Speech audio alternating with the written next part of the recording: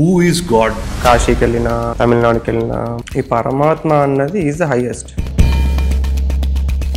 అంటే ఏదన్నా ఒక అఘోరాలు శిష్యుల్ని తీసుకునేటప్పుడు చాలా టఫ్ టెస్టులు పెడతారంట. ఆ టెస్టులు మీకేం పెట్టారు? ఎవ్రీ టైం టెస్ట్ ఉంటుండే, ఇది పాస్ అయితేనే I will take you forward. చాలా రఫ్ అండ్ టఫ్ కొడుతుండే, ఏదో పీస్ ఆఫ్ మీట్ లాగానే చూస్తుండే కానీ హ్యూమన్ బీయింగ్ లాగా కూడా చూడకపోతుండే.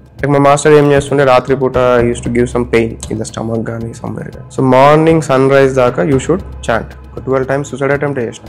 మంత్ర, తంత్ర, యంత్ర. మంత్ర వచ్చేసి ఏంటంటే first we are experiencing it in the mind. Actually ఆ లోపల ఎప్పుడైతే మనం ఫ్రీక్వెన్సీ చేంజ్ చేయగలుగుతామో then the whole reality can change. మంత్రాస్తోనే మనం అనుకున్న రియాలిటీని మేనిఫెస్ట్ చేయగలుగుతాం. Even the human body itself is a యంత్రం. జామెట్రీ ఎక్కడైతే కరెక్ట్ ఉంటుందో రియాలిటీ ఈజీగా మేనిఫెస్ట్ అవుతుంది. చేతబడి చేశారని, బాణామతి, చిల్లంగి, అసలు ప్రెసెంట్ డేలో అవి వర్కౌట్ అవుతాయి? అసలు చేయగలరా ఎవరన్నా? చేయగలుగుతారు, నేను కూడా చేయగలుగుతారు.